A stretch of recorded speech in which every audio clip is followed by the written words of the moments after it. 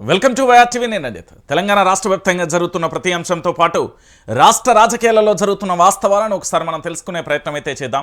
ప్రధానంగా కూడా తెలంగాణ రాష్ట్ర వ్యాప్తంగా ఒక చర్చ అయితే కొనసాగింది. ఎందుకంటే రాష్ట్ర ముఖ్యమంత్రి యనుమల రేవంత్ రెడ్డి వారితో పాటు వారి బృందమైన మంత్రులకు సంబంధించి గ్యాప్ అయితే వచ్చిందనేది వాస్తవం. ఇక మంత్రులకు ఎమ్మెల్యేలకు ఏ స్థాయిలో కూడా పంచాయతీ మొదలైందో తెలంగాణ యావత్తు సమాజం కూడా చూసింది. ఇక దాంతోపాటు యూనిఫామ్ వేసుకోగానే సెటిల్మెంట్ల అడ్డాగా మారిపోయాలో ఆఫీసర్లు అంటూ రేవంత్ రెడ్డి చేసిన వ్యాఖ్యలు, ఇక ఏసీ గదిలలో నుండి కలెక్టర్లు బయటికి రావడం లేదు అంటూ కూడా స్వయాన ఈ రాష్ట్ర ముఖ్యమంత్రి యనుమల రేవంత్ రెడ్డి వ్యాఖ్యానించిన తీరు యావత్తు తెలంగాణ సమాజం కూడా చూసింది. అయితే ఇలాంటి పరిస్థితులలో తెలంగాణ జిల్లాలోని ఓ కలెక్టర్కు సంబంధించి పూర్తి స్థాయిలో కూడా కాంట్రవర్సీగా మారిపోయిన పరిస్థితి కనబడుతుంది.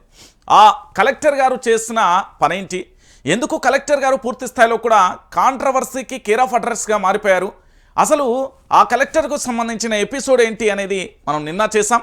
ఈరోజు కూడా అదే టాపిక్కు సంబంధించి కొనసాగించే ప్రయత్నం అయితే చేద్దాం. ఎందుకంటే ఇలాంటి పరిణామం ఎందుకు చోటు చేసుకుంటుంది, నిజంగా అధికారులకు సంబంధించి అధికార వ్యవస్థగా ఉండాల్సిన వ్యక్తులు, అంటే ప్రజలకు ప్రభుత్వానికి మధ్య వారధిగా ఉండాల్సిన వ్యక్తులు వీళ్ళే వైట్ కాలర్స్గా, అంటే రాజకీయ నాయకుల అవతారం ఎత్తిరా అనే అనుమానం కూడా మొదలవుతున్న తరుణం కనబడుతుంది. ఓ పక్కన కేసీఆర్ అభిమానులని, మరో పక్కన రేవంత్ అభిమానులని, ఇంకో పక్కన ప్రధాని అభిమానులని, ఇంకో పక్కన ఇంకొకరు అభిమానులు అంటూ వెళ్ళిపోతూ ఉంటే ప్రజలకు సేవ చేసేదెవరు, పథకాలను అందించేదెవరు? మరి అధికారుల ముసుగులో రాజకీయ అవతారం ఎత్తుతున్న నేత అధికారులను మనం ఏం చేద్దామనేది కూడా చర్చిద్దాం. అయితే ఇప్పుడు ప్రధానంగా కూడా తెలంగాణ రాష్ట్ర వ్యాప్తంగా చర్చనీయాంశంగా మారింది రాజన్న సిరిసిల్ల జిల్లాకు సంబంధించిన కలెక్టర్ గారి వాదన. ఇక్కడి కలెక్టర్ ఏం చేశారు, ఏం చేయాల్సి వచ్చింది అనేది మనం 3 ముక్కలలో మాట్లాడుకుందాం. జిల్లా కలెక్టర్ గారికి సంబంధించి మొదటి ఎపిసోడ్లలో ఏదైతే కేటీఆర్ ఫోటో ఉన్నందుకు టీ స్టాల్ను మూసించేయడం, దాని తర్వాత మీకు లైసెన్స్ లేదు అంటూ కూడా, లేబర్ లైసెన్స్ లేదు అంటూ కూడా మరో ఆరోపణ. ఆ వెంటనే వాళ్ళు కన్నీళ్లు పెట్టుకున్న పరిస్థితి, దాంతోపాటు వాళ్ళు నిన్న నిరసన వ్యక్తం చేసిన పరిస్థితి కూడా మనం చూసాం. ఇక రెండోది, ఒకే ఇంటి పేరుతో ఉన్న వ్యక్తిని గొంతు సర్జరీ అయిన తర్వాత కూడా అరెస్టు చేపించి రిమాండ్కు పంపించిన తరుణం చూసాం. ఇక మూడో ఎపిసోడు TS24కు సంబంధించిన ఆకుల శ్రీనివాసరెడ్డి జర్నలిస్టుకు సంబంధించిన మిస్సింగ్. ఇక మరో అంశం ఏంటంటే నిన్న జరిగిన ఎపిసోడ్లలో అసలు ఏం జరిగింది అనేది ఒకసారి మనం చర్చించే ప్రయత్నం అయితే చేద్దాం. Sircilla collector care of controversy అంటూ కూడా చూడొచ్చు. వ్యక్తిగత జీవితం నుంచి ఉద్యోగం దాకా అదే తీరు. మొదటి నుంచి వివాదాస్పదంగా సందీప్ జా తీరు. సిరిసిల్లలో స్టీల్ స్టాల్ మూన్ చేసిన కలెక్టర్, మిల్క్ కూలింగ్ యూనిట్ను కూడా సీజ్ చేయించిన వైంటం. పాడి రైతులు రోడ్డెక్కడంతో సర్కారుకు తగిలిన సెగ, వెంటనే మిల్క్ కూలింగ్ యూనిట్ను తెరిచిన ఎమ్మెల్యే. శుక్రవారం రోజు సిరిసిల్లలో అక్రమంగా రైతు అరెస్ట్. బీఆర్ఎస్ కార్యకర్త జిరాక్స్ సెంటర్కు తాళం. సర్కార్కు తలనొప్పిగా మారిన కలెక్టర్ వ్యవహారం. గతంలో వ్యక్తిగత జీవితంలో వివాదాలలో సందీప్ కట్నం కోసం వేధించారని, అసహజ శృంగారంతో టార్చర్ పెట్టారని భార్య ఫిర్యాదు. ఇక కోర్టు వరకు వెళ్ళిన సందీప్ వ్యవహారం అంటూ కూడా మనం చూసిన పరిస్థితి కనబడుతుంది. ఒకసారి ఇది చూద్దాం. ఆయన ఐఏఎస్ అధికారి, జిల్లా మెజిస్ట్రేటు అనే మరో గౌరవం, ప్రధానమైన హోదా కూడా ఉంది. అంత పెద్ద పదవిలో ఉన్న ఆయన ఇటీవల వ్యవహరించిన తీరు వివాదాస్పదంగా మారింది. పేదలు రైతుల పొట్టకొట్టేలా ఆయన చేస్తున్న పనులు చర్చనీయాంశంగా మారుతున్నాయి. ప్రజల బాగోగులు చూసుకోవాల్సిన ఆయన వారిని ఇబ్బంది పాలు చేస్తుండడంపై తీవ్ర విమర్శలు వస్తున్నాయి. గతంలో తన వైవాహిక జీవిత విషయంలో భార్యతో కర్కశంగా వ్యవహరించి వార్తలలోకి ఎక్కిన ఆయన ఇప్పుడు తమ ఉసురు పోసుకుంటున్నారని ప్రజలు తీవ్ర ఆగ్రహం వ్యక్తం చేస్తున్నారు. సరే, వ్యక్తిగత జీవితాన్ని మనం పక్కన పెడదాం. ఆ వ్యక్తిగత జీవితాలకు సంబంధించి మనకు సంబంధం లేని ఇష్యూ. సరే, ఇక్కడ కలెక్టర్ గారు, ఆ జిల్లా కలెక్టర్ గారికి సంబంధించి చేసిన తప్పేంటి, అసలు జిల్లా కలెక్టర్ గారికి సంబంధించి జరిగిన ఏం తప్పు చేశారు అనేది ఒకసారి మనం చర్చిద్దాం. ఈయనే జిల్లా కలెక్టర్ అండి, రాజన్న సిరిసిల్ల జిల్లా కలెక్టర్. అంటే మెజిస్ట్రేటుకు సంబంధించి ఆ హోదా కలిగిన వ్యక్తి. మెజిస్ట్రేటు అనే మరో గౌరవప్రదమైన హోదా కూడా కలిగి ఉంటుంది జిల్లా కలెక్టర్కు సంబంధించి. ఎందుకంటే రాష్ట్ర ముఖ్యమంత్రి జిల్లాకు వెళ్ళినప్పుడు కానీ, లేదా రాష్ట్రానికి సంబంధించిన మంత్రులు వెళ్ళినప్పుడు కానీ, లేదా ఎమ్మెల్యేలు ఎంపీలు వెళ్ళినప్పుడు కానీ, ఎమ్మెల్సీలు వెళ్ళినప్పుడు కానీ ప్రజల నుంచి వచ్చే రెస్పాన్స్ ఒకలా ఉంటుంది. కానీ కలెక్టర్ వచ్చిందంటే వచ్చే రెస్పాన్స్ మరోలా ఉంటుంది. ఇది మీ అందరికీ తెలిసిన విషయమే, దీన్ని మళ్ళీ చెప్పాల్సిన అవసరం లేదు. కానీ కలెక్టర్ గారు ఏం చేశారంటే, కేవలం మొదటి నుండి వివాదాస్పదంగా మారిపోయిండు అనేది కొంతవరకు మన దగ్గర ఉన్న డాటా. ఎందుకంటే కొమరం భీం ఆసిఫాబాద్ జిల్లాకు సంబంధించి అక్కడ ఎంపీడీఓలకు సంబంధించి ఏకంగా కూడా వాళ్ళందరూ కూడా లీవులు తాత్కాలికంగా, అంటే సెలవులు పెట్టిన పరిస్థితి కూడా మనం గతంలో చూసాం. వాళ్ళు ఏకంగా దురుసుగా మాట్లాడాడు, మమ్మల్ని బూతులు తిట్టాడు అంటూ గతంలో ఒక ఆరోపణ కూడా వచ్చింది.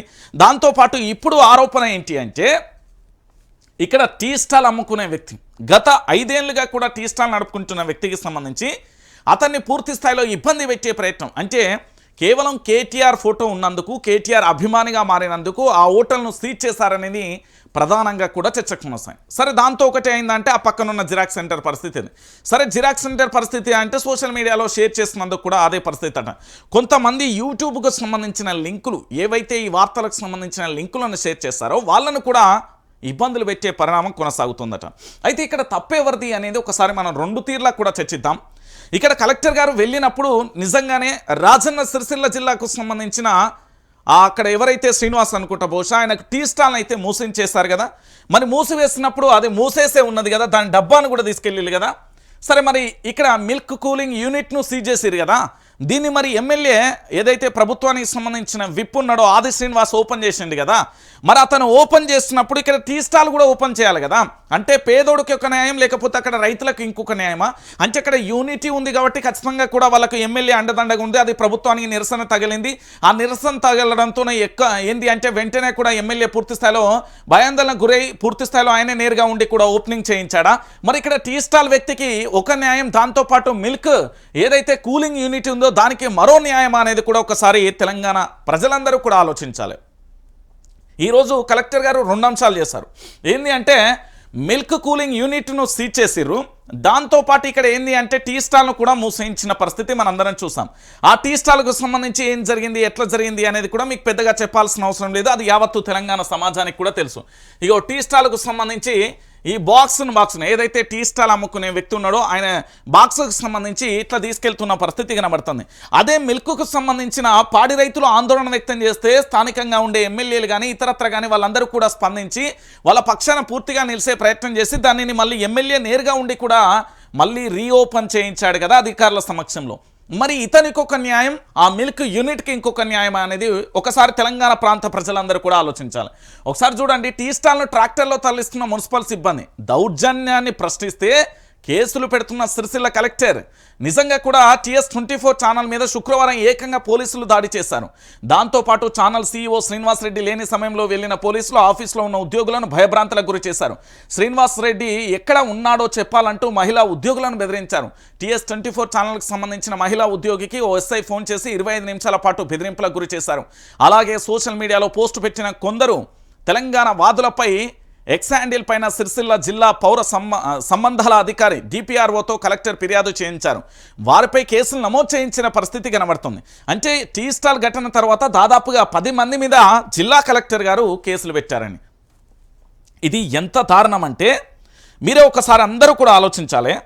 ఏంది అంటే సామాన్యుడికి ఒక న్యాయం, బలిసినోడికి ఒక న్యాయమా, లేకపోతే ఇంకొకట అధికారం మా చేతిలో ఉంటే మేము ఏదైనా చేస్తామన్నట్ట ఏంటి అనేది కూడా ఒకసారి తెలంగాణ ప్రాంత ప్రజలు ఆలోచించాలి. ఇక్కడ పూర్తిగా కూడా ఇక్కడ మొదలైన పంచాయతీ ఏదైతే ఇక్కడ టీ స్టాల్ ఉన్నదో దీనికి ఇక్కడ కేటీఆర్ ఆ స్టిక్కర్ ఉండే, ఈ స్టిక్కర్ను పూర్తి స్థాయిలో కూడా వేసినందుకు పంచాయతీ మొదలైన తరుణాన్ని మనం చూసాం.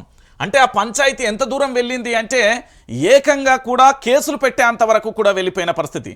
అదే పంచాయతీకి సంబంధించి పూర్తి స్థాయిలో కూడా దాని గురించి మాట్లాడినందుకు ఎన్ని రకాలుగా ఇబ్బందులు పెట్టిల్లంటే అన్ని రకాలుగా ఇబ్బందులు పెడుతున్న పరిస్థితి కనబడుతుంది. ఒకసారి మీకు టీ స్టాల్ కూడా చూపెడతా, గతంలో ఎట్లుండే ఇప్పుడు ఎట్లుండే.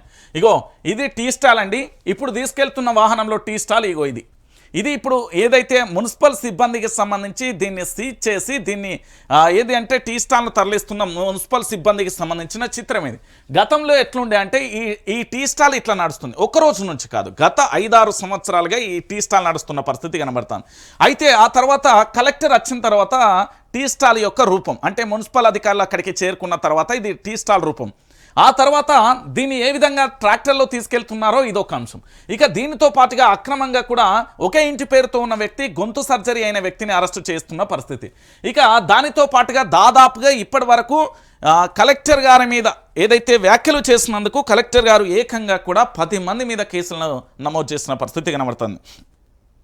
అయితే నేనేమంటున్నానంటే కలెక్టర్ గారు మీరు ప్రజలకు బాధ్యతాయుతంగా ఉండే అధికారి, ఒక మెజిస్ట్రేటివ్ హోదా కలిగిన వ్యక్తి, ఒక గౌరవప్రదంలో ఉన్న వ్యక్తి.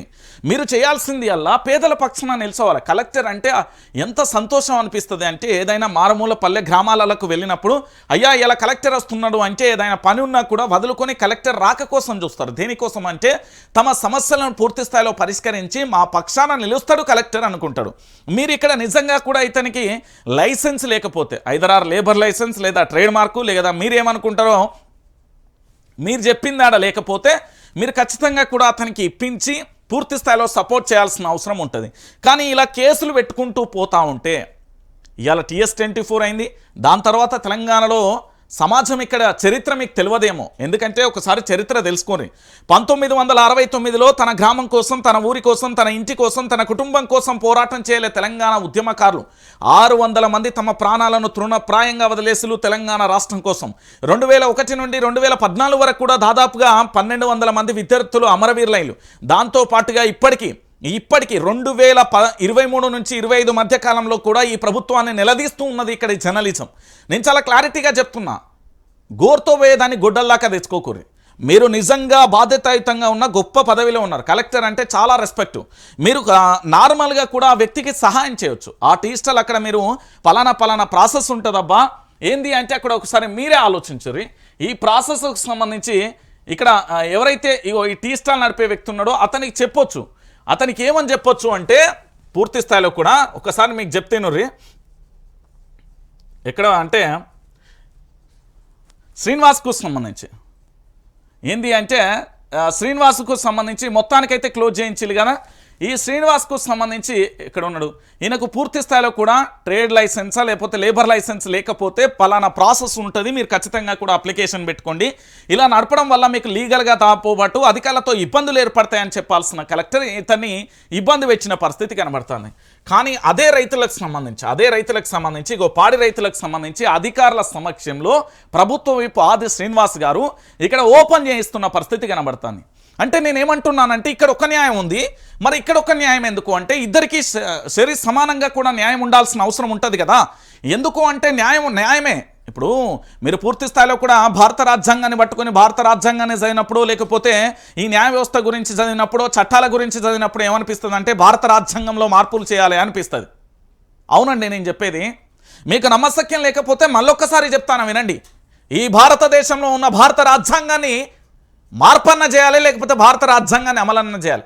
ఒక వ్యక్తిని అరెస్టు చేసే ముందు పూర్తి స్థాయిలో ఆయనకు 41 CRP నోటీసులు ఇవ్వాలి, లేదా అతనికి సంబంధించి విచారణకు సంబంధించి నోటీసులు ఇచ్చి తదుపరి అడ్వకేట్ ద్వారా తనకి వివరణ ఇచ్చిన తర్వాత ఆ తర్వాత పూర్తి స్థాయిలో కూడా లీగల్గా వెళ్లాల్సిన అవసరం ఉంటుంది. కానీ దొంగల్లా ఏంది అంటే ఒక ఉగ్రవాదిని అరెస్టు చేసినట్టుగా లేకపోతే ఒక రౌడీ మూకలను అల్లరి మూకలను అరెస్టు చేసినట్టుగా దొంగల లెక్క రాబందుల లెక్క డేగల లెక్క అరెస్టు చేస్తున్నారు. మరి ఇది భారత రాజ్యాంగంలో లేదే. అందుకే భారత రాజ్యాంగాన్ని పూర్తి స్థాయిలో మార్చాలని చెప్తున్నా. ఇప్పుడు ఇదే అంశంతో పాటుగా కాదు, దీనితో పాటు రిలేటెడ్గా ఫోన్ ట్యాంపరింగ్ వ్యవహారం ఉన్నది కదా. ఆడ నిందితులను హరీష్ రావు పేరు చెప్పాలని పచ్చి బూతులు తిడుతూ వాళ్ళని చిత్రహింసలు పెడుతున్నారు కదా. ఇది ఏ రాజ్యాంగంలో ఉంది అంటే భారత రాజ్యాంగాన్ని మార్చాలి కదా. అంటే రాజ్యాంగం అనేది అధికారులకు ఒకరికే వంతబాడుతుందా లేకపోతే సామాన్యమైన ప్రజలకు కూడా వంతబాడుతుందా?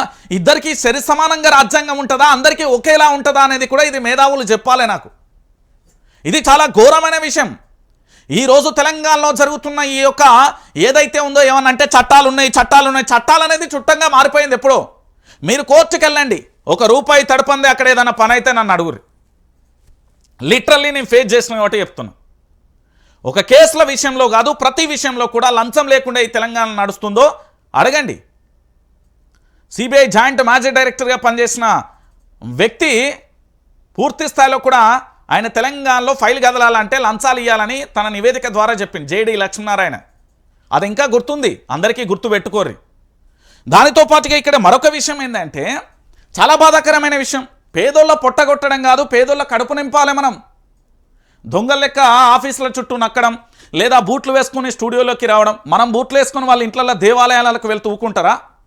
వాళ్ళ ఇంట్లో ఆడోళ్ళని మనం అట్లనే దూషిస్తూ ఊకుంటారా? మరి మన ఆడబిడ్డకో న్యాయం, వాళ్ళ ఆడబిడ్డకో న్యాయమా? అంటే ఒంటి మీద యూనిఫామ్ ఉంది కదా, ఇక్కడ మేము పోలీసులు మేము ఏం చేసినా నడుస్తుంది అంటారా? చిత్రహింసలు పెట్టడానికి ఎవరు? లగచర్ల ఘటనలో నేను పూర్తి స్థాయిలో ఒకటి బాధితులతో మాట్లాడిన వాళ్ళని కొట్టలేదని వాళ్ళ తల్లిదండ్రులు బిడ్డల మీద ప్రమాణం చేయమని చెప్పండి. నిన్న TS24కు సంబంధించి అక్కడికి వెళ్ళి కదా, వెళ్ళి అక్కడ ఉద్యోగులను భయభ్రాంతులకు గురి చేయాల్సిన అవసరం ఏంది? ఆకుల శ్రీనివాసరెడ్డిని పోలీసులే రహస్యంగా దాచిర్రు అంటే దానికి మీ దగ్గర సమాధానం ఉంటుందా? దాంతోపాటు లింకులు షేర్ చేసిన వ్యక్తులు ఇప్పటికీ ఆచూకీ లేదు కదా, వాళ్ళ పరిస్థితి ఏంది అడుగుతున్నారండి. ఇవన్నీ తెలంగాణ సమాజం అడుగుతున్నది. నేను అందుకే చెప్పిన ఇక్కడ విషయం ఏంది అంటే పూర్తి స్థాయిలో కూడా కేవలం ఇతని టీ స్టాల్ సరే, పార్టీ ఏదైనప్పటికీ పార్టీలను పక్కన పెడదాం, అన్నీ పక్కన పెడదాం. కలెక్టర్ గారు ఆ రిక్వెస్ట్ అప్పీల్ ఇప్పటికైనా మీకు చెప్తా ఉన్నా, ఈ టీ స్టాల్కు సంబంధించిన వ్యక్తికి మళ్ళీ తనకు జీవన ఆధారాన్ని ప్రసాదించండి. సరే, మీరు అన్నట్టుగా తనకి ఏది లేబర్ లైసెన్స్ లేదో, లేకపోతే మీరు చెప్పినట్టుగా ఏది లేదో, ట్రేడ్ మార్క్ లేదో, మీరు ఏది అనుకున్నారో నాకు తెలియదు, కానీ అతనికి మరొకసారి పూర్తి స్థాయిలో కూడా ఏంది అంటే పూర్తిగా కూడా అతనికి మళ్ళొక్కసారి సహాయం చేయాల్సిన అవసరం ఉంటుంది. తన జీవితాన్ని నిలబెట్టాల్సిన బాధ్యత కలెక్టర్ గారి మీదనే ఉంటుంది. ఇంకొక విషయం ఏం చెప్తున్నా అంటే, కలెక్టర్ గారు మీరు పూర్తి స్థాయిలో కూడా లేదు, నేను జిల్లా కలెక్టర్ను, మెజిస్ట్రేట్కు సంబంధించిన గౌరవమైన హోదా ఉంటుంది, నేను ఏం చేసినా నడుస్తుంది, చట్టం కూడా మాకు వర్తించదు అంటే కుదరదు సార్. ఇది భారతదేశంలో ఒక తెలంగాణ రాష్ట్రం, ఇది చాలా గొప్ప రాష్ట్రం. ఈ రాష్ట్రం గురించి మీకు తెలియదేమో. నేను ఎందుకు ఈ విషయాన్ని చెప్తున్నానంటే పూర్తి స్థాయిలో యావత్తు తెలంగాణ సమాజానికి కూడా తెలుసు. ఇక్కడ ఎవరికి భయపడరు. మీరు కలెక్టర్ కావచ్చు, నేను జర్నలిస్ట్ కావచ్చు, మావాడు కెమెరామ్యాన్ కావచ్చు, కానీ న్యాయం అందరికీ ఒకటే. మీకు తప్పుడు సమాచారం వచ్చినా లేకపోతే ఇతరత్ర వచ్చినా తన వ్యక్తిగత జీవితానికి డ్యామేజ్ అయింది కాబట్టి తనని జీవితం ప్రసాదించమని నేను మళ్ళీ చెప్తున్నా. ఇప్పటి వరకు ఎంతమంది మీరు 10 మంది మీద కేసులు పెట్టిలు, ఆ కేసులన్నీ నేను చెప్తున్నా, మీరు ఆ కేసులన్నీ ఉపసంహరించుకుంటే మీకు మంచిది, మీకే మంచిది. ఎందుకంటే మీరు పూర్తి స్థాయిలో గౌరవప్రదమైన హోదాలో ఉన్నారు కాబట్టి మీరు పూర్తి స్థాయిలో రిక్వెస్ట్ అప్పీల్ చేస్తా ఉన్నా, ఒక జర్నలిస్ట్గా అప్పీల్ చేస్తా ఉన్నా. ఈ 10 మంది మీద కేసులు పెడితే ఏమొస్తుంది సార్? మా అంటే కోట్ల చుట్టూ తిరుగుతారు, కడుపు అయితే రగులుతుంది కదా, మంట అయితే ఉంటుంది కదా. నేను ఒకరోజు జైలుకు పోయినా, ఏది అరెస్టు చేసిలు, సైబర్ క్రైమ్ పోలీస్ స్టేషన్ సంతకాల చుట్టూ తిరిగిన, ఆ కడుపు రగిలే మంట ఎప్పుడో ఒకసారి మళ్ళీ క్లియర్ అవుతుంది. ఎందుకంటే మాకు దాచుకునే ఓపిక లేదు కడుపులా, పక్కా ఏదో రోజు కక్కుతాం. అలాంటి గడ్డ ఈ తెలంగాణ గడ్డ. నేను మళ్ళీ చెప్తున్నా, జిల్లా కలెక్టర్ గారు ఐ రిక్వెస్ట్ సందీప్ కుమార్ గారు, మా రిక్వెస్ట్ చేస్తా ఉన్నా, ఈ 10 మంది మీద ఎవరి మీద అయితే కేసులు పెట్టిలో మీరు ఉపసంహరించుకోండి. ఎందుకంటే పేద మధ్య తరగతి కుటుంబాలకు సంబంధించిన వ్యక్తులండి, వాళ్ళకు చదువుకునే స్తోమత ఆనాడు లేకపోవడం వల్ల కలెక్టర్ కాలేదేమో, మీకంటే గొప్ప పదవిలో ఉండేమో. ఈ రాష్ట్రానికి సంబంధించిన హైకోర్టు అడ్వకేట్ ఏవో, లేకపోతే దేశానికి సంబంధించిన సుప్రీంకోర్టు లాయర్లేవో, లేకపోతే ఇక్కడ పూర్తి స్థాయిలో కూడా భారతదేశాన్ని శాసించే పదవులలో ఉండొచ్చు. వాళ్ళకేదో పూర్తి స్థాయిలో అజ్ఞానులనో లేకపోతే అమాయకులనో వాళ్ళ మీద కేసులు పెడితే ఏమొస్తుందండి? ఒకసారి మీరు ఆలోచించుకుంటారని, ఆలోచనలో పడతారని నేను మిమ్మల్ని రిక్వెస్ట్ చేస్తున్నా. నిన్న కూడా మీకు కాల్ చేసినా మీరు లిఫ్ట్ చేయలేదు. నేను మళ్ళీ చెప్తున్నా, మీలో చాలా వరకు కూడా ఇప్పటి వరకు 10 మంది మీద కేసులు అయినాయి కదా, 10 మందిలకు సంబంధించి కేసులను ఉపసంహరించుకోండి. పౌర సరఫరాల సంబంధకు సంబంధించి మీరు ఎవరైతే పెట్టిలో అంటే DPROకు సంబంధించి ఛానళ్ళ మీద పూర్తి స్థాయిలో కూడా బ్లాక్ చేయాలి, లేకపోతే ఇంకోటి ఏముంటుంది సార్? ఇలా వైఆర్టీవీ పోయింది అనుకో, రేపు IRR వస్తుంది, లేకపోతే ఇంకోటి వస్తుంది. ఎంతసేపు అది? గంట నిమిషం ఇట్లా ఏది అంటే ముళ్ళు గదలేక ముందుకే ఇంకో 10 ఛానళ్ళు తీయచ్చు. అది పెద్ద సమస్య కాదు. మా అంటే ఒక నెల రోజులు బాధపడతాం, 2 నెలలు బాధపడతాం, 6 నెలలు బాధపడతాం. కానీ వేట ఎప్పటికీ ఒక వ్యక్తి మీదనే టార్గెట్గా నడుస్తుంది. చిన్న విషయం జరిగినా దాన్ని గింజి ఎంత చేయాలో అంత చేస్తారు మా వాళ్ళు. నేను అందుకే చెప్తున్నా రిక్వెస్ట్. ఎందుకంటే ఈ 10 మంది ఎవరైతే ఉన్నారో చాలా ఇబ్బందులు పడుతున్నారు. ఆ బాధితులు నన్ను కన్సల్ట్ అయ్యి పూర్తి స్థాయిలో కలిసే ప్రయత్నం చేస్తున్నారు, నాతో మాట్లాడే ప్రయత్నం చేస్తున్నారు. నేనేమంటున్నానంటే అది ఎవరిచ్చిరో మీకు సలహా నాకు తెలియదు, కానీ వాళ్ళ యొక్క జీవితాలను మళ్ళీ తిరిగి ప్రసాదించండి. ఒక గౌరవమైన పదవిలో ఉన్నారు మీరు, కలెక్టర్ గారు కాబట్టి నేను రిక్వెస్ట్ చేస్తా ఉన్నా. కలెక్టర్ అంటే నాకు చాలా అపారమైన గౌరవం, రెస్పెక్ట్ ఉన్నది. ఈ 10 మంది కూడా నన్ను కలిసే ప్రయత్నం చేసిలు. దాంతోపాటు ఒక జర్నలిస్ట్ మీద కేసులు పెడితే ఏమవుతుందండి? జర్నలిస్టు ఏమైనా అబద్ధాలు చెప్పిండా, లేకపోతే ఏమైనా అబద్ధం ఆయన సొంత స్క్రిప్ట్ ఏమైనా రాసుకొచ్చుకుంటాడా? వాస్తవ కథనాలు తన చేతిలోకి అందిన తర్వాతనే తను లైవ్ పెట్టే ప్రయత్నం చేస్తాడు. దాని తర్వాత ఈ తెలంగాణ ప్రజలందరికీ కూడా తెలియజేసే ప్రయత్నం చేస్తాడు. అంతే తప్ప ఇందులో ఏముంటుంది సార్? ఒకసారి మీరు మనసు మార్చుకోమని నేను చెప్తున్నా. లేదు కాదు అంటే ఇక అది ఎంత దూరం వెళ్తుంది అనేది నాకు కూడా తెలియదు. ఈరోజు ఒక్క ఛానల్తో మొదలైంది, ఇప్పటికీ 10 ఛానళ్ళు దాటినాయి, రేపటి వరకు 50 ఛానళ్ళు కూడా కావచ్చు. నేనేమంటున్నానంటే 10 మంది బాధితులు అన్నమో రామచంద్ర అనే ఆకలికి ఎట్లా అరుస్తున్నారో, ఇదేం తిప్పాలరా నాయన, చేయని తప్పుకు నేరం అన్నట్టుగా ఇంకొంతమంది కూడా ఆలోచిస్తున్నారు. సో కలెక్టర్ సందీప్ గారికి రిక్వెస్ట్ చేస్తున్నా, నా పేరు రంజిత్, వైఆర్టీవీ న్యూస్ ఛానల్ నుంచి. 10 మంది బాధితులు, అందులో అమాయకమైన వ్యక్తులు ఉన్నారు. వాళ్ళు చాలా ఇబ్బందులు పడతారు. ఎందుకంటే పాపం వాళ్ళు కేసుల చుట్టూ పోలీస్ స్టేషన్ల చుట్టూ తిరగలేరు అనుకుంటున్నారేమో. అవసరమైతే లీగల్ ఒక 4 అడ్వకేట్లను పెట్టానని బెయిల్ ఇప్పిస్తా, కానీ మీరు అలాంటి పరిణామం చేయకండి అని రిక్వెస్ట్ చేస్తున్నాను. ఎందుకంటే అది ఈ రోజుతో అయిపోయే పంచాయతీ కాదు కదా. కాబట్టి మీరు ఆలోచించుకోండి. ఒక కలెక్టర్ అంటే చాలా గౌరవం ఉంటుంది గ్రామీణ ప్రాంతాలలో, పల్లెలలో. ఆ గౌరవాన్ని మీరు నిలబెట్టుకోండి, కాపాడుకోండి. కానీ ఇలా ఏంది అంటే పేదల మీదకి మాత్రం మీరు వెళ్ళకండి. నేను చెప్పే ప్రయత్నం అయితే చేసిన. రైట్, ఇక దీంతో పాటుగా మరొక అంశం ఏంది ఇక్కడ రిలేటెడ్గా చూడు. ఒక్కసారి ఇది విన్నరా? ప్రశ్నిస్తే కేసులు పెడతారా? ప్రశ్నిస్తే కేసులు పెడతారా? ప్రశ్నిస్తే కేసులు పెడతారా? విన్నరా? ఇది ప్రశ్నిస్తే కేసులు పెడతారా అంటే తెలంగాణలో ప్రజాస్వామ్యం లేదు, భావ ప్రకటన స్వేచ్ఛ లేదు, రాజ్యాంగం అసలే లేదు. క్లియర్ కట్గా మీరు అనుకుంటున్నారేమో కానీ ఇక్కడ రాజ్యాంగం అమల్లో ఉందని ఒక్కరి చేత చెప్పించండి. ఎవరితోని? రాష్ట్ర ముఖ్యమంత్రి చేత, రాష్ట్ర మంత్రుల చేత, రాష్ట్ర ఎమ్మెల్యేలకు సంబంధించి, రాష్ట్ర ఎమ్మెల్సీలు, రాష్ట్రానికి సంబంధించిన ఎంపీల చేత చెప్పించండి. కాదు కూడదని నేను నడి బదట్ల నిలబెట్టి చూపించే ప్రయత్నం చేస్తాను. ప్రాసెస్ ఏదైనా దానికి ఒక ప్రణాళిక ఉంటుంది, దానికి ఒక వే ఉంటుంది. ఆ వే ప్రకారం ఏది నడిచిందో చెప్పమని చెప్దాం. ఈ తెలంగాణలో ఎవరైనా ప్రశ్నిస్తే అక్రమ కేసులు ఎదుర్కోవాల్సిందే. ఈ తెలంగాణలో ఎవరైనా ప్రశ్నిస్తే అనేక రకాలుగా ఇబ్బందులు పడాల్సిందే. కాబట్టి నేనేమంటున్నానంటే తెలంగాణ సమాజం అంతా కూడా ఆలోచించాలి. ఈరోజు తెలంగాణలో ప్రశ్నించకూడదు అంటే ఈరోజు నాకు నొప్పి వచ్చింది నేను ప్రశ్నిస్తున్నా అంటే కుదరదు. ఏదో రోజు ఏదో క్షణం నీ ఇంటి గడప దాకా వచ్చినప్పుడు అప్పుడు ఎవరు కూడా ఏమీ చేయలేని పరిస్థితి ఉంటుంది. ప్రతి ఇంటి గడపకు ఏదో రోజు వస్తుంది. ఆలస్యమే అయినా లేట్ అయినా ప్రతి ఒక్కరికి సమస్యలు ఉత్పన్నమవుతూనే ఉంటాయి. ఇలా నీ రాజ్యం నడవచ్చు, ఇలా వేరే మొన్నటి వరకు బీఆర్ఎస్ అవా, ఇలా కాంగ్రెస్ అవా, రేపు బీజేపీ కావచ్చు, రేపు మళ్ళీ బీఆర్ఎస్ఏ కావచ్చు, రేపోతే కమ్యూనిస్టులే కావచ్చు, రేపోతే ఇంకోటి కొత్త పార్టీ రావచ్చు, ఇంకోటి రావచ్చు, ఏదైనా జరగవచ్చు. ఎందుకంటే ఇది ప్రజాస్వామ్య దేశం. ఇక్కడ ఎప్పుడు ఏ విధంగా సమీకరణలు మారుతాయి అనేది కూడా మనకు కూడా తెలియదు. ప్రజలు దేన్ని కూడా ఎక్కువ కాలం నెత్తిన పెట్టుకొని ఊరేగారు. ఎక్కడిది ఏంది అంటే అది తప్పు చేస్తే దేన్నైనా కూడా సహించరు. ప్రశ్నిస్తే కేసులు పెడతాం. ఏంది ట్విట్టర్ వేదికగా ప్రశ్నించిన కేసులు పెడుతున్నారు, వాట్సాప్ గ్రూపులలో ప్రశ్నించిన కేసులు పెడుతున్నారు, ఆఖరికి స్టేటస్లు పెట్టినా ప్రశ్నించినా కూడా కేసులు పెడుతున్నారు, ఇన్స్టాలో పోస్ట్ చేసినా కేసులు పెడుతున్నారు.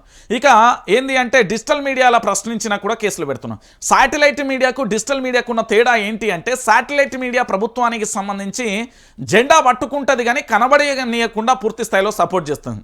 ఇక్కడ డిజిటల్ మీడియాకున్న పవర్ ఏంటంటే తప్పు జరిగితే తప్పని చెప్తుంది, లేదా నిజమైతే నిజం చెప్తుంది. అక్కడ ఏంటంటే తప్పు జరిగినా ఒప్పు జరిగినా జరగబోతుందట, అవునట, కాదట, ఈ టాటాలనేవి పూర్తి స్థాయిలో కూడా జరుగుతాయి. కాబట్టి మీరందరూ కూడా ఆలోచించాల్సిన విషయం, ఈరోజు డిజిటల్ ఛానళ్ళు నెంబర్ 1గా నిలవడానికి ప్రధానమైన కారణం ఏంటి అంటే ప్రజల నమ్మకం, విశ్వాసం, దాన్ని నిలబెట్టే బాధ్యత డిజిటల్ ఛానళ్ళ మీద ఉన్నది. కాబట్టి ఇప్పుడు ఏంటి అంటే ప్రశ్నిస్తే కేసులు పెడతారు, ముమ్మాటికి పెడతారు. ఇక హరీష్ రావుపై ముమ్మాటికి కక్ష సాధింపే. చక్రధర్ గౌడ్కు నేర చరిత్ర ఉంది. లైంగిక వేధింపులు, మోసాప్, కిన్నం కేసులున్నాయి. అరాచక శక్తులు రాజ్యమేలుతున్నాయి. రాజలింగమూర్తిని హత్య చేయించింది ఎవరో అందరికీ తెలుసు. ఆయన గతమేంటో నాకు కూడా తెలుసు. కుట్ర ఉంటే సాక్ష్యాలు చూపించాలి. రేవంత్ సర్కార్పై ఆర్ఎస్పీ మండిపాటు అంటూ కూడా చెప్పిన పరిస్థితి కనబడుతుంది. సరే, మొత్తానికి ఇక్కడ ఎవరు రాజలింగమూర్తి మరణించిన సందర్భంలో నేను ఆ 3-4 రోజులు లైవ్లో లేని పరిస్థితి. దానికి సంబంధించి ఎగ్జాక్ట్ వాస్తవాలు మీకు నేను తీసుకొచ్చి లైవ్లో పెడతా. అప్పుడు ప్రభుత్వం స్పందిస్తుందా, విపక్షాలు స్పందిస్తుందా, ఆ విషయాన్ని పక్కన పెడదాం. ఇక ఇక్కడ హరీష్ రావుకు సంబంధించిన ఫోన్ ట్యాంపరింగ్ కేసు. హరీష్ రావుకు సంబంధించిన ఫోన్ ట్యాంపరింగ్ కేసులో చిత్ర విచిత్రాలు కనబడతాయండి మీకు. ఎందుకంటే ఈ ఫోన్ ట్యాంపరింగ్కు సంబంధించి నేను పూర్తిగా ఆరా తీసే ప్రయత్నం చేసిన. ఇందులో చిత్ర విచిత్రం ఏంటంటే ఒకసారి మీరే ఆలోచించాలి. ఇక్కడ వంశీకృష్ణ కుటుంబ సభ్యులైతే ఎవరో అయితే ఉన్నారో ఆయనకు ఏమీ తెలియకున్నా కూడా, అతనికి సంబంధం లేకున్నా కూడా పూర్తి స్థాయిలో కూడా అతన్ని ఇబ్బంది పెట్టే ప్రయత్నం చేశారు. ఇగో ఏంది అంటే హరీష్ రావు పేరు చెప్తావా లేదా నిన్ను కథం చేస్తాం, నీ కుటుంబాన్ని ఆగం చేస్తామని చెప్పడానికి యూనిఫామ్లో ఉన్నాడు ఆఫీసరా, రాజకీయ నాయకుడా, రౌడీ షీటరా, వాట్ ఈస్ ఆయన్నే తెలుసుకోవాలి అని తెలంగాణ ప్రజలు అడుగుతున్నారు. ఎందుకు నేను ఈ విషయాన్ని చెప్తున్నానంటే ఈరోజు తెలంగాణ రాష్ట్ర వ్యాప్తంగా కూడా పూర్తి స్థాయిలో కూడా జరుగుతున్న ఈ పరిణామాలలో ఏంది అంటే వైఆర్టీవీ అతన్ని సంప్రదించే ప్రయత్నం చేసింది. అసలు ఏం జరిగింది, ఎందుకు ఈ విధంగా జరిగింది అనేది మాట్లాడే ప్రయత్నం చేసినాం. దాంట్లో భాగంగా పూర్తి స్థాయిలో కూడా ఇక్కడ పరిణామం ఏంటి అంటే తెలంగాణ యావత్తు సమాజానికి కూడా తెలవాల్సిన విషయం ఏంటి అంటే తెలంగాణ రాష్ట్ర రాజకీయాలలో ఇప్పటి వరకు కూడా పూర్తి స్థాయిలో కూడా జరుగుతున్న పరిణామానికి సంబంధించి ఇక్కడ ఒక పరిణామం చోటు చేసుకుంది. సో ఆయనతో మాట్లాడించే పరిణామాలలో కొన్ని అంశాలు కూడా తేటతెల్లమైపోయిన పరిస్థితి కనబడుతుంది. ఎందుకంటే అతను మాట్లాడుతున్న తీరుకు సంబంధించి ఏం జరిగింది అని ఆరా తీసే ప్రయత్నం అయితే ఫ్యామిలీలో ఒక జాబ్ చేసుకొని బతికే ఒక వ్యక్తిని ఇంత పెద్ద ఎత్తున నన్ను ఒక స్కామర్ లాగా క్రియేట్ చేయాల్సిన అవసరం ఏమున్నది? మరి వాళ్ళకి ఏం కావాల్సుకొని ఇవన్నీ చేసారో నాకు తెలియదు. నేను మాత్రం హ్యూమన్ రైట్స్ పోతా. నేను అఫిడవిట్ కోర్టులో నేను జైల్లో ఉండి అఫిడవిట్ ఇవ్వాల్సిన దానికి రీజన్ అయితే ఒకటే అండి. మా ఫాదర్ని మా మదర్ని తిట్టారు. పర్సనల్గా మా ఫాదర్ లేరు. మా ఫాదర్ గురించి రాంగ్గా మాట్లాడారు కాబట్టి నేను కోర్టులో ఉండి మరి జైల్లో ఉండి మరి అఫిడవిట్ ఇచ్చాను. రైట్.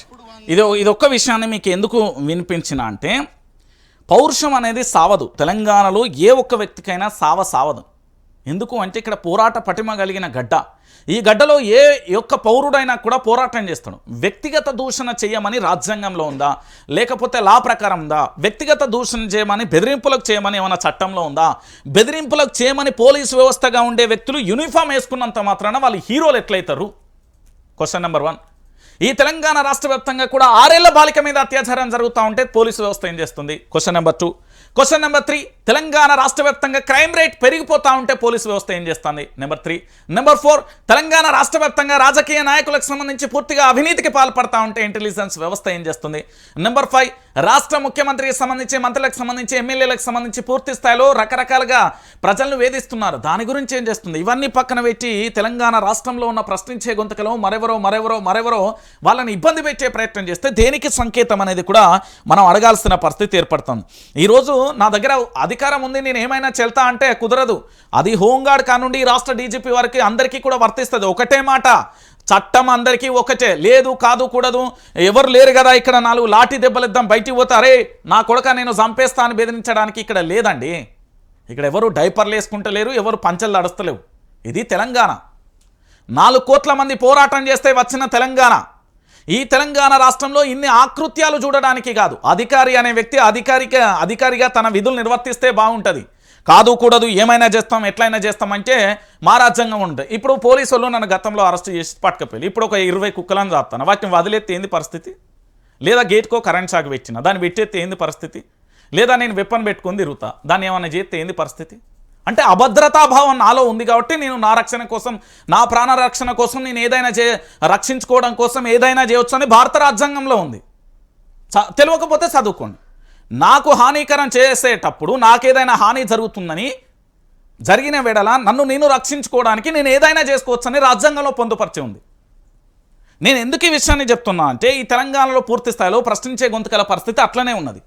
ఎందుకంటే ప్రశ్నించకూడదు అంటే ఏంది? నాకు అర్థం కాదు. ఒక వ్యక్తికి సంబంధించి తనని ఇరికించే ప్రయత్నాలు కానీ ఇతరత్ర ఎందుకు చేస్తారు?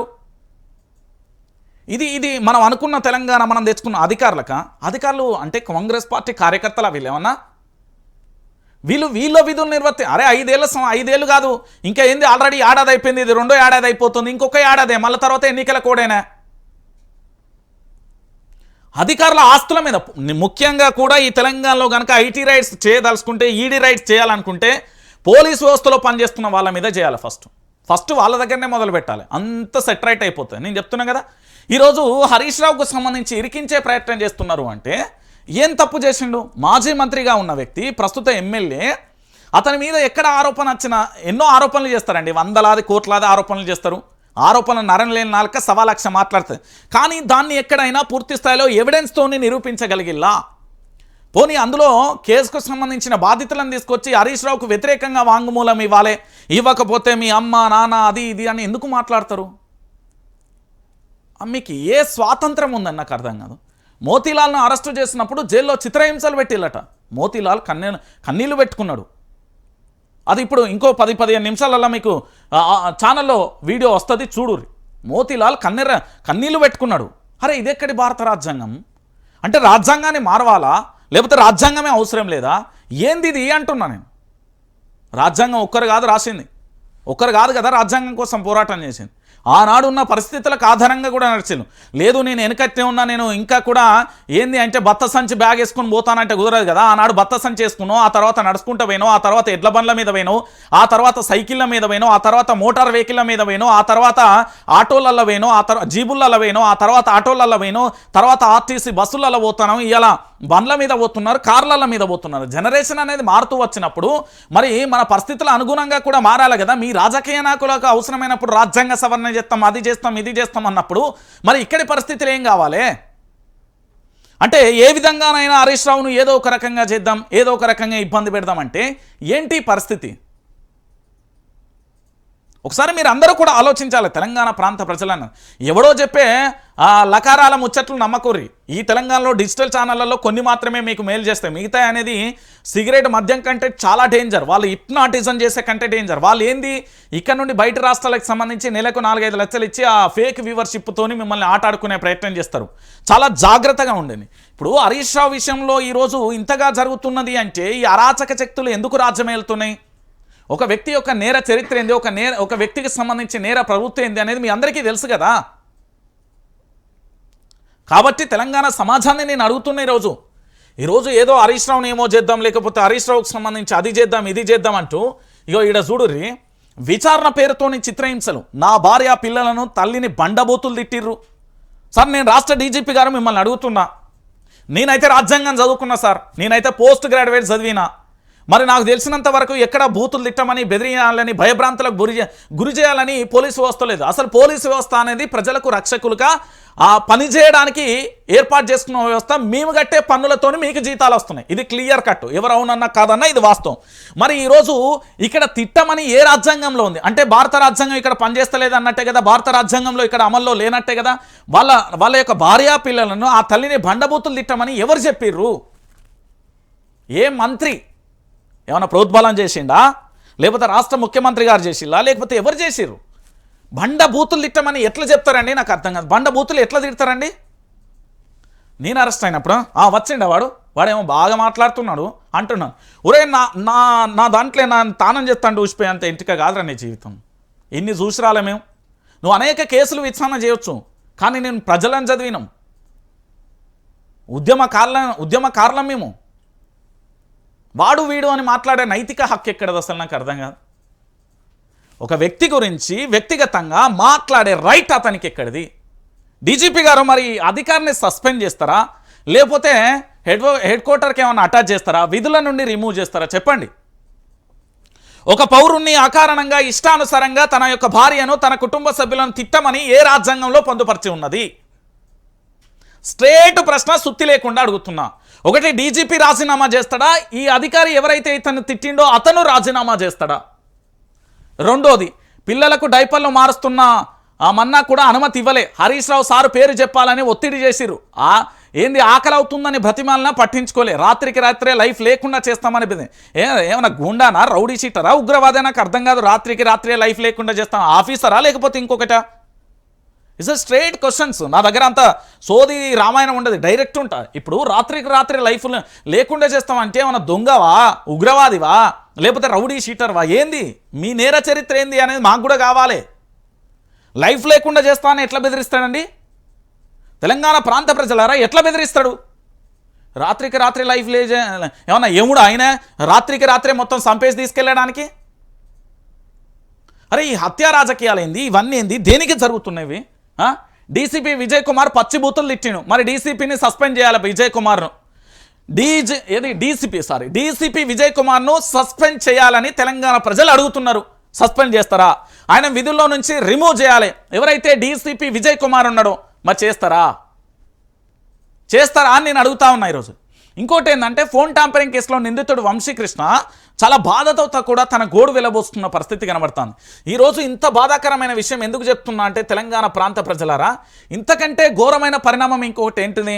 డీసీపీ స్థాయిలో ఉన్న వ్యక్తికి ఒక గౌరవం ఇవ్వాల్సింది పోయి, ఆయన గౌరవంగా ఒక వ్యక్తిని పూర్తి స్థాయిలో కేసు విచారణ చేయాల్సింది పోయి పచ్చిబూతులు తిట్టడం ఏంటండి? నాకు అర్థం కాదు. అంటే ఈ హరీష్ రావు పేరు చెప్పాలని ఒత్తిడి, ఆ కంప్లైంట్ దారుని వెనుక ఏ రాజకీయ శక్తులుండి ఇన్ని ఇబ్బందులు పెడుతున్నాయి? ఒకసారి మీరు అందరూ కూడా ఆలోచించాలి. ఈరోజు తెలంగాణ సమాజానికి కూడా నేను అడుగుతా ఉన్నా, ఏంది అంటే విచారణ పేరుతోని చిత్రహింసలు ఈ తెలంగాణలో జరుగుతున్నాయి. లేదు కాదు కూడదు అనుకుంటే పూర్తి స్థాయిలో కూడా ఒకసారి ఆలోచించాల్సిన పరిస్థితి కనబడుతుంది. ఎందుకంటే తెలంగాణ ప్రాంత ప్రజలారా కూడా మీరందరూ కూడా ఆలోచించాల్సిన విషయం ఏంది అంటే, మీరందరూ కూడా ఆలోచించాలి. విచారణ పేరుతోని ఎందుకు చిత్రహింసలు జరుగుతున్నాయి, ఏం కథ, రాత్రికి రాత్రే లైఫ్ లేకుండా చేస్తామని చెప్పుడేంది, ఈ రాత్రికి రాత్రే లైఫ్ లేకుండా ఎందుకు చేస్తామంటున్నాడు, మరి ఎవరు ఈయనే, పోలీస్ ఆఫీసరా లేకపోతే ఇంకేమైనా పదం వాడాలా? నేనైతే ఏ పదం వాడా, ఎందుకంటే ప్రజలు చూస్తున్నారు కాబట్టి ప్రజలందరికీ తెలుసు, వాస్తవాలు అందరికీ తెలుసు. ఏ చట్టంలో ఏ రాజ్యాంగంలో కూడా ఇష్టానుసారంగా అరెస్ట్ చేయి లేకపోతే ఎఫ్ఐఆర్లు నమోదు చేయి అంటే ఇక్కడ జరిగేటి అన్ని వ్యక్తిగత రాజకీయాలే, వ్యక్తిగత కోణంలో జరుగుతున్నాయే. ఏ ఒక్కటి కూడా అక్కడ ఏమీ లేదు, ఏమీ లేకున్నా కూడా చేస్తారు. మీకు ఇంకొక ఎగ్జాంపుల్ కూడా చెప్పనా, ఈ చిత్రహింసలు చూసిరు కదా మీరు, మొన్నటి వరకు చూసిరు కదా ఫార్ములా ఈ రేస్, అగో కేటీఆర్ అరెస్ట్, ఇగో కేటీఆర్ అరెస్ట్, ఇవన్నీ విన్నారు కదా.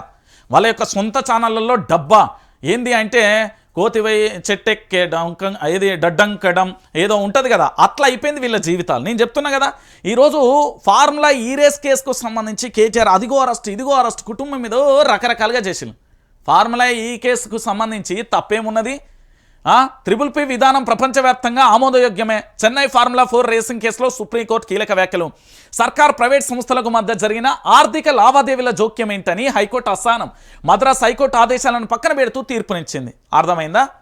ఫార్ములా ఈ రేస్ కేసులో ఏమీ లేదు, ఫార్ములా ఈ రేస్ కేసుకు సంబంధించి అక్కడ ఏమీ జరగట్లేదు, ఫార్ములా ఈ రేస్కు సంబంధించి పూర్తి స్థాయిలో అదంతా కూడా కల్పించి కట్టుకథగా కూడా రుద్దే ప్రయత్నం చేసిండు అని చెప్పడానికి ఇది ఒక ఉదాహరణ. ఎందుకు ఈ విషయాన్ని చెప్తున్నా అంటే ఫార్ములా ఈ రేస్ కేసు అనేది ఈ తెలంగాణ సమాజానికి మొత్తం కూడా తెలవాల్సిన అవసరం ఉంది. ఫార్ములా ఈ రేస్ కేసు అనేది ఎవరి స్వార్థ కుటిల రాజకీయాల కోసం ఆ కేసు పుట్టింది, ఎక్కడి దాకా పరిణామం ఇస్తుందని భవిష్యత్తులో మనం చూస్తాం. ఈ కేసు కనుక పూర్తి స్థాయిలో కొట్టేసిన తర్వాత ఇది అబద్ధం అని తెలిసిన తర్వాత కేసులు పెట్టిన వ్యక్తులను కూడా అరెస్ట్ చేయాల్సిన పరిస్థితి ఉంటుంది. దానికి రాజ్యాంగం ఒప్పుకుంటుంది, ఒప్పుకోకపోతే ఒప్పుకునేలా చేయాల్సిన పరిస్థితి కూడా ఏర్పడుతుంది. నేను ఈ విషయాన్ని ఎందుకు చెప్తున్నా అంటే ఇది ఇట్లున్నదా, అది అక్కడ పెడితే ఇంకొక అంశం కూడా ఉందండి.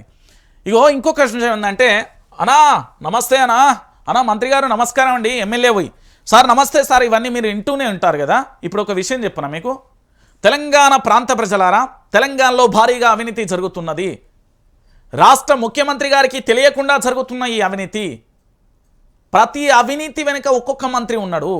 బూడిది స్కామ్ కావచ్చు, ఇసుక స్కామ్ కావచ్చు, లేకపోతే భూములకు సంబంధించి ప్రభుత్వ భూముల ఆక్రమణ కావచ్చు, ఇంకోటి కావచ్చు, ఏదైనా జరగని మొత్తానికి మాత్రం పూర్తి స్థాయిలో కూడా ప్రతి స్కామ్లో కూడా మంత్రులు ఉన్నారు. ఎందుకు నేను ఈ విషయం చెప్తున్నా అంటే మంత్రుల కమిషన్ చిట్టా అన్నీ మా దగ్గర ఉన్నాయి, కార్యకర్తల దగ్గర కూడా కమిషన్లు తీసుకుంటున్నారు. కాంగ్రెస్ అవినీతిపై మాట్లాడితే అవినీతే సిగ్గుపడుతుంది. కోమటిరెడ్డి మాట్లాడుతుంటే నోట్లో పైప్ పెట్టాలి. కృష్ణా జలాలను చంద్రబాబు ఎత్తుకపోతున్నాడు. మోడీ చంద్రబాబుకు ఉత్తమ్ భయపడుతుండు. స్వార్థం కోసం తెలంగాణకు అన్యాయం చేస్తుండు. శ్రీరామ్ సాగర్ నీళ్లపై చర్చిద్దాం రా, ఉత్తమ్ రెడ్డికి సవాల్. 9 ఏళ్లుగా చంద్రబాబును అడుగు పెట్టనీయలే, ఒక్కసారి వస్తే తరిమేశాం. రాష్ట్రం కోసం బీఆర్ఎస్ దేనికైనా సిద్ధం. తెలంగాణ భవన్లో మాజీ మంత్రి జగదీష్ రెడ్డి. రైట్, ఇక్కడ విషయం ఏంది అంటే మంత్రుల కమిషన్ల చిట్టా, ఒక్కొక్క మంత్రి ఒక్కొక్క రకంగా అవినీతికి పాల్పడుతున్నాడు. దీన్ని ఈ రాష్ట్రానికి సంబంధించిన ఇంటెలిజెన్స్ వ్యవస్థ లేదా కాగ్ నివేదిక వస్తుంది కదా త్వరలో, కాగ్ నివేదికలకు కూడా చాలా పొందుపరుచుంది. ఈ తెలంగాణలో ఎన్ని వేల కోట్ల రూపాయల అవినీతి జరుగుతుంది అనేది కూడా తెలుస్తుంది. మంత్రి పదవి ఊరికే మంత్రి పదవి రాలే, మీకు గుర్తుందో లేదో, మంత్రి పదవి ఊరికే రాలే, మంత్రి పదవి ఊరికే చేయట్లే. నీకేదైనా బిల్లు చెల్లింపు కాలేదా, దాంట్లో ఎంత కమిషన్ ఇస్తావో చెప్పు. ఒక మంత్రి గారి భార్య 30% తీసుకుంటున్నది కాంట్రాక్టర్ల దగ్గర నుంచి అనే ఆరోపణలు విన్నారు. దాంతోపాటు మొన్న బూడిద స్కామ్ అనేది పాడి కౌశిక్ రెడ్డి ఆరోపణ, ఆ తర్వాత ఇసుక స్కామ్ అనేది చూసిరు. ఇక్కడ కాంట్రాక్టర్ల దగ్గర పూర్తి స్థాయిలో కమిషన్ల తీరు చూసిరు. దాంతోపాటు ప్రాజెక్టులకు సంబంధించి టెండర్ల విషయంలో చూశారు. విదేశాల నుంచి దేశానికి సంబంధించిన పెట్టుబడుల విషయంలో చూశారు. ఇలా రకరకాలుగా కూడా అన్ని స్కామ్ల విషయాలు తెలంగాణ సమాజం చూస్తున్నది. అంటే తెలంగాణలో ఎంత దారుణంగా కూడా దోపిడీ జరుగుతుంది అని చెప్పడానికి సజీవమైన సాక్ష్యాలు అని చెప్పడంలో ఎలాంటి డౌటు లేదు. ఎందుకంటే మంత్రుల కమిషన్ల చిట్టా ఇప్పటికి కాకపోతే తెలంగాణ ప్రాంత బిడ్డలకి ఎప్పటికైనా తెలుస్తాయి. కానీ వేల కోట్ల రూపాయలను బకాసురులు భూ బకాసురులు అయి తింటున్నారు. ఇప్పటికే మంత్రి పొంగులేటి మీద అదే జిల్లాకు సంబంధించి లేదా పక్క జిల్లాలకు సంబంధించి అదే పార్టీకి సంబంధించిన ఎమ్మెల్యేల బావుటా తిరుగుబాటు అయింది. దాంతోపాటు అన్ని కాంట్రాక్టులు అతనికే ఎందుకన్నా లొల్లి మొదలైంది. మాకేమి ఇయ్యరా అంటూ కూడా దక్షిణ తెలంగాణ సంబంధించిన ఓ మంత్రి కన్నీళ్లు పెట్టుకున్నారు. ఇంకో ప్రాజెక్ట్ వస్తా అంటే కూడా ఆయనే వస్తున్నాడని మరికొంతమంది ఆందోళన వ్యక్తం చేసిళ్ళు. అంటే ఎంత దారుణమైన పరిస్థితి ఉన్నది అనేది తెలంగాణలో చూస్తే మీకే అర్థమైపోతుంది. ఇక దీంతో పరిస్థితి ఇంకొక అంశం, ఇది తెలంగాణ ప్రాంత ప్రజలకు చాలా బాధాకరమైన విషయం. మార్పు నిజమే, మార్పు వచ్చింది. నిజమండి, మార్పు వచ్చింది, అద్భుతమైన మార్పు వచ్చింది. వాళ్ళకు పదవులు వచ్చాయి, అదే పెద్ద మార్పు. వాళ్ళకు మంత్రి పదవులు వచ్చాయి, అదే మార్పు. నాడు ప్రశ్నించే గొంతుకలో నేడు ఆర్థికంగా లాభాలు పడ్డాయి, వాళ్ళలో మార్పు వచ్చింది. నాడు మేధావులు అనే చెప్పే వాళ్లకు పదవులు వచ్చినాయి, వాళ్ళు లాభపడ్డారు. నాడు నిరుద్యోగుల పేరుతో ఏదైతే రాద్ధాంతం చేసిలో వాళ్ళకు కార్పొరేషన్ చైర్మన్లు వచ్చాయి, వాళ్ళలో మార్పు వచ్చింది. నిజంగా రైతులు ఏ మార్పు అయితే కోరుకున్నారో ఈరోజు వాళ్ళ జీవితాలలో తలకిందులైన పరిస్థితి కనబడుతుంది. ఏం జరిగింది? నీళ్ళు ఉంటేనే పంటలు వేసుకోండి, మరి ఎందుకు ఈయనెందుకుండి? రాజీనామా చేయాలి కదా. కోదండరెడ్డి అని ఉంటాడు, రైతు సంక్షేమ కమిషన్ చైర్మన్నే. ఈ కోదండరెడ్డికి సంబంధించి రాజీనామా చేయాలి కదా. మరి రాష్ట్ర ప్రభుత్వం ఎందుకున్నది? కోడిగుడ్డు మీద ఈకలు వీకనీకున్నదా?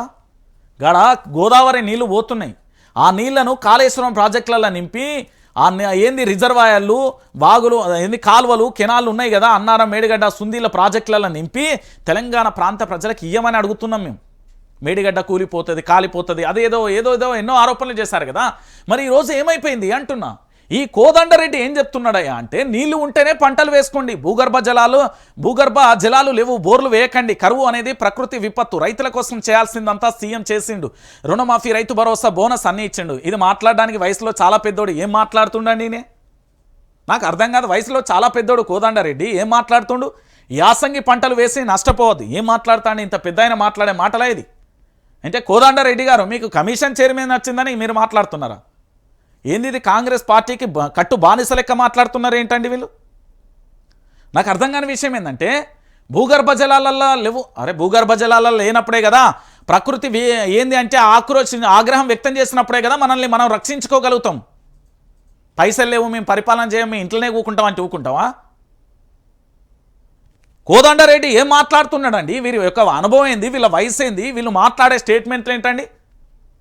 సిగ్గు అనిపిస్తుంది నాకు, సిగ్గు అనిపిస్తుందండి. కోదండరెడ్డి గారు వయసు ఏంది? వాళ్ళు మాట్లాడే మాటలు ఏంది? అరే వ్యవసాయం నేను కూడా చేస్తా భయ్, నేను గదే రైతు కడుపులో పుచ్చిన. భూగర్భ జలాలు లేకపోతే అరే ఏంది ప్రాజెక్టుల నుండి నీళ్లు తెప్పియాలి, నీళ్లు తెప్పించి కెనాల నుండి నీళ్లు పంపించాలి, చెరువులు నింపాలి, రిజర్వాయర్లు నింపాలి, అవన్నీ పక్కన పెట్టి ఏందని నేను మాట్లాడే మాటలు కోదండరెడ్డి గారు? రుణమాఫీ ఇచ్చిండా? మీ ఇంట్లో ఇచ్చిండా కోదండరెడ్డి గారు? రైతు భరోసా మీ ఇంట్లో ఇచ్చిండా? రైతు బోనస్ మీ ఇంట్లో ఇచ్చిండా?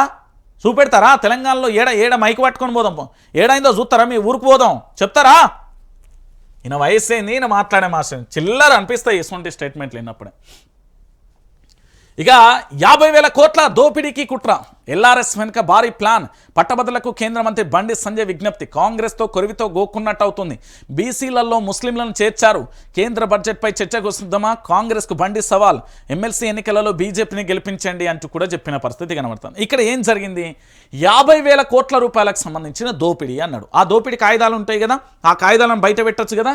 ఎందుకంటే ఒక సామాన్యమైన పార్టీ కార్యకర్త కాదు, దాని మించి ఒక ఎమ్మెల్సీ కాదు, ఒక ఎమ్మెల్యే కాదు, మెంబర్ ఆఫ్ పార్లమెంట్, దాంట్లో కేంద్ర మంత్రికి సంబంధించిన సహాయ మంత్రి. మరి ఆయన చేతిలో ఆధారాలు ఎంతసేపు వస్తాయి? అధికారులను ఆదేశిస్తే 24 గంటలలో తన టేబుల్ మీద ఉంటాయి, దాన్ని నిరూపించవచ్చు కదా. ఈ స్టేట్మెంట్ దేనికి? 50,000 కోట్లకు కుట్ర అనే దానికంటే 50,000 కోట్ల రూపాయలను దోసుకుంటున్నారు వీళ్ళని డైరెక్ట్గానే చెప్పొచ్చు కదా. ఇగో దానికి సంబంధించిన సాక్ష్యాలన్నీ మాట్లాడొచ్చు కదా. ఈ ఉత్త డైలాగులు మనకి వినే అంత ఓపిక లేదు, అంత ఇంట్రెస్ట్ లేదు. ఎందుకు అంటే వాళ్ళు ఒకటే, నేను చెప్తున్నా కదా. తర్వాత మనం మాట్లాడుకున్న విషయాన్ని చూద్దాం. ఇక ఇందిరమ్మ ఇళ్లను ఇయ్యకుంటే ఓట్లు అడగం. ఇందిరమ్మ ఇల్లు ఏడ ముగ్గు పోసిర్రు, ఏడ పునాది దవ్విర్రు, ఏడ పిల్లర్ పొక్క తీసిర్రు, ఏ పిల్లర్ వేసిళ్ళు, ఏ గోడ కట్టిళ్ళు, ఏ స్లాప్లు వేసిళ్ళు, ఏడ దర్వాజాలు నిలబెట్టిళ్ళు. ఏడాదిలో మీరు ఇందిరమ్మ ఇల్లు ఇస్తారా? ఇల్లు ఇచ్చిన ఊళ్ళల్లోనే పోటీ చేస్తాం, నన్ను కాపాడుకునే బాధ్యత కార్యకర్తలేదే. మోడీ కేసీఆర్ పాలనపై చర్చకు సిద్ధం, నేను ఓడితే ముక్కు నేలకు రాస్తాం, మేము అధికారంలోకి వచ్చాక కొడంగల్ ప్రాజెక్టు చేపట్టాం, జిల్లా అభివృద్ధికి ఎన్ని వేల కోట్లైనా ఖర్చు చేస్తా, బడ్జెట్ నుంచి కేటాయించడానికి రెడీగా ఉన్న నారాయణపేట బహిరంగ సభలో సీఎం రేవంత్ అంటూ కూడా చెప్పిన పరిస్థితి కనబడుతుంది. అయితే తెలంగాణలో ఏ జిల్లాలో కూడా ఈయన పోటీ చేయదు, ఏ గ్రామంలో కూడా పోటీ చేయదు. గతంలో కల్వకుంట్ల చంద్రశేఖరరావు కట్టించిన డబుల్ బెడ్రూమ్ ఇళ్లనే ఇలా తెలంగాణ కాంగ్రెస్ ఇస్తున్నది. అంటే వీళ్ళు పూర్తి స్థాయిలో ఎక్కడ కూడా పోటీ చేయొద్దు అని చెప్పడానికి ఒక సాక్ష్యం. నెంబర్ 2, ఇంకొకటి ఏంటంటే మోడీ కేసీఆర్ పాలనకు ఈయన చర్చకు సిద్ధం కంటే 365 రోజులలో రేవంత్ పాలన మీద చర్చకు బీజేపీ వాళ్ళను కాంగ్రెస్ వాళ్ళు చర్చ పెడితే బాగుంటుంది. బీఆర్ఎస్ వాళ్ళొద్దు, వీళ్ళిద్దరే చర్చ పెట్టాలి. ఫస్ట్ వీళ్ళిద్దరు తేలిన తర్వాత, వాళ్ళ దొంగెవలు దొరెవలు తేలిన తర్వాత మనం మాట్లాడుకుందాం. ఇంకొకటి ఏంటంటే ఇందిరమ్మ ఇల్లు ఇయ్యలే, ఓట్లు అడగద్దు, ఇక ముచ్చటద్దు. కాంగ్రెస్ ఓట్లు అడగద్దు. ఇక మీరు ఏ గ్రామంలో ఇయ్యలే, ఇప్పటి వరకు ఎక్కడ కూడా భూమి పొక్కదీసింది లేదు, పిల్లర్ పొడిచింది లేదు. అలాంటివి మీరెట్లిస్తారా? రేవంత్ సవాల్కు నేను సిద్ధం. ఏ రోజు ఎక్కడో చెప్పాలి, చెప్పిన చోటుకి సమయానికి వస్తా. పనికి మాలిన 14 నెలల పాలనపై చర్చిద్దాం. పిచ్చి ప్రేలాపనలు ఉతికి ఆరేసి చావురేవ పెడతా. నిందలు మాని తెలంగాణ ప్రయోజనాలు కాపాడు. పోతిరెడ్డి పాడుకు పొక్కబెడుతుంటే బయటకు వచ్చినాం. నాడు 40 రోజులు అసెంబ్లీని స్తంభింపజేస్తాం. పాలమూరు ఉసురు పోసుకుంటున్న ఊసరవెల్లి. సీఎం రేవంత్పై నిప్పులు చెరిగిన మాజీ మంత్రి హరీష్ రావు అంటూ కూడా చెప్పిన పరిస్థితి కనబడుతుంది. మంచిగా ఉన్నదా? ఇక్కడ ఏదో సంచలనమైన వ్యాఖ్యలు చేసే మా రేవంత్ అన్న ఇక్కడ దొరికిపాయా. అన్న, నీకు ఎవరు స్క్రిప్ట్ ఇస్తున్నారో నాకు తెలియదు, కానీ నీకు ఎవరు మాట్లాడమని చెప్తున్నారో తెలియదు, కానీ ఆ యొక్క అక్షరాలని నిన్ను ఇమేజ్ని డ్యామేజ్ చేస్తున్నాయి. 3 రంగుల జెండా పాటకి ఎంత హోప్ ఉన్నదో నాకు తెలియదు, కానీ మీరు ఈరోజు మాట్లాడే పచ్చి అబద్ధాలు తెలంగాణ సమాజానికి డైరెక్ట్గా అర్థమైపోతున్నాయి. ఈ ప్రపంచంలో మీరు దేని గురించి అయినా ప్రచారం చేయండి, కానీ మౌత్ టు మౌత్ ప్రచారం అయిన తర్వాత ఎవరు దాన్ని ఆపలేదు. ఇది ప్రజా ఉద్యమం, ఇంకా ప్రజల ఉద్యమం మొదలవుతున్నది, ఇప్పుడిప్పుడే మొదలవుతున్నది. ఆ ప్రజా ఉద్యమాన్ని ఎవరు ఆపలేరు. నేను చెప్తున్నా కదా, తర్వాత జరగబోయే పరిస్థితులకు, తర్వాత జరిగే పరిణామాలకు కూడా ఎవరు బాధ్యులు కాదు. దాని గురించి ఎవరు కూడా మనం మాట్లాడలేని పరిస్థితి కనబడుతుంది. ఇక చూడు, ఏందా ఇది? అడుగంటిన సాగరం, తేలిన సుంకిసాల స్వరంగం. నీళ్ళు వదిలింది ఎవరి కోసం? స్వామి కార్యం స్వకార్యం. రేవంత్ సర్కార్ మొద్దు నిద్ర. నీటి మట్టం తగ్గకుంటే మెగాపై భారీగా పునరుద్ధరణ వ్యయం. మెగా ఇన్ఫ్రాకు కలిసి వచ్చిన ఏపీ జలాల చౌర్యం. 2.5 నెలల్లో సాగర్కు 130 టీఎంసీలు ఖాళీ. గతంలో ఎన్నడూ లేనంతగా అడుగంటిన జలాశయాలు. యాసంగి సాగునీరు 4 నెలల తాగునీటికి నిల్వలేవి. 540 అడుగులకు తగ్గిన తర్వాతే హైడ్రామా షురు. సొరంగం తేలడంతో పునరుద్ధరణ పనులు మొదలుపెట్టిలు. ఇగో అయ్యో, అడుగంటిన సాగరానికి సంబంధించి చూస్తున్నాం. అదిగో నీట ముంచిన నిర్లక్ష్యం, ఇదిగో తేలిన స్వరంగం. మూడు చిత్రాలను కూడా మీరు చూడండి. ఇక్కడ ఏంది ఈ ఫోటో చూసారా? ఎండాకాలం మొదలవ్వక ముందుకే అడగంటిన నాగార్జున సాగర్ ప్రస్తుత దుస్థితి ఇది. నిరుడు భారీ వర్షాలు పడి నిండుకుండలా మారిన చివరికి సముద్రంలోని 850 టీఎంసీలకు పైగా కలిశాయి. ఇప్పుడు నీటి మట్టం 535.60 అడుగులకు పడిపోయింది. గత రికార్డులను పరిశీలిస్తే సాగర్లో మే నెలలో తప్ప ఇంత తక్కువ మట్టానికి పడిపోయిన దాఖలాలు లేవు. ఇక్కడ ఇది 4-4లో నిర్మించిన సుంకిశాల మంచినీటి పథకం పంపౌజ్. నిరుడు ఆగస్టు 1న ప్రభుత్వం పర్యవేక్షణ లోపంతో కాంట్రాక్టర్కు సంబంధించి మెగా కాంట్రాక్టర్ వల్ల నిర్లక్ష్యం వల్ల కుప్పగూలిన వాలు. ఇది తేలిన స్వరంగం. ఏంది అంటే సాగర్కు నిరుడు వరద వచ్చినందున ఏప్రిల్ మేన సుంకిశాల స్వరంగం పైకి తేలడంతో అవకాశాలు లేవని నిపుణులు అంచనా వేశారు. కానీ ఏపీ తన కోటాతో పాటు తెలంగాణ కోటాను తన్నుకుపోతున్న సందర్భంలో కూడా ఎన్నడూ చరిత్రలో లేనంత కూడా తేలిపోయిన పరిస్థితి కనబడుతుంది. అంటే తెలంగాణలో రాబోయే మండు టెండర్లలో చాలా భయంకరమైన పరిస్థితులను మనం ఎదుర్కోబోతున్నాం. బుక్కెడు నీళ్ల కోసం అల్లాడకపోతేనన్నాడు గుర్రి. బుక్కెడు నీళ్ల కోసం నీళ్ళో రామచంద్ర అని తెలంగాణలో పరిస్థితులు రాకపోతేనన్నాడు, కానీ దాంతోపాటు పంటలు ఎండిపోకపోతేనన్నాడు గురి. నేను చెప్తున్నా కదా, దిక్కుతోచని పరిస్థితులలో ఈ తెలంగాణ ప్రజలు ఉండబోతున్నారు. ఇది సత్యం. వీళ్ళ కుటీల రాజకీయ లంగ ప్రయోజనాల కోసం మాత్రమే వీళ్ళు చేస్తున్నారు తప్ప ఈ తెలంగాణలో ఇన్ని జరుగుతూ ఉంటే కూడా ఎవ్వడు పట్టించుకునే పరిస్థితి లేదు. నేను అందుకే ఏం చెప్తున్నాను అన్న అంటే, ఇక్కడ తెలంగాణ రాష్ట్ర వ్యాప్తంగా కూడా వైఆర్టీవీ తెలుగు న్యూస్ ఛానల్ ఇక్కడ సబ్స్క్రైబ్ చేసుకోర్రి, ఇక్కడ లైక్ చేయర్రి, మీ అభిప్రాయాలను కూడా ఇక్కడ కామెంట్ బాక్స్లో చెప్పుర్రి. ఎందుకంటే తెలంగాణ రాష్ట్ర వ్యాప్తంగా నిత్యం కూడా ప్రజలకు సంబంధించిన సమస్యల మీద వాస్తవాలను మాత్రమే వైఆర్టీవీ చెప్తుంది. ప్రతి వీడియోను కూడా షేర్ చేసుకోండి. విశ్లేషణకు సంబంధించి ప్రతి దానికి కూడా క్లారిటీ క్లియర్గా కూడా నేను చెప్పే ప్రయత్నం అయితే చేస్తున్నాను. తెలంగాణ యావత్తు సమాజం కూడా నేను మళ్ళీ చెప్తున్నా, ఈ తెలంగాణ రాష్ట్రానికి కేసీఆర్ ఎంత ఇంపార్టెంటో తెలంగాణ ప్రజల పక్షాన పోరాటం చేయడానికి వైఆర్టీవీ కూడా అంతే ఇంపార్టెంట్, గుర్తుపెట్టుకోండి.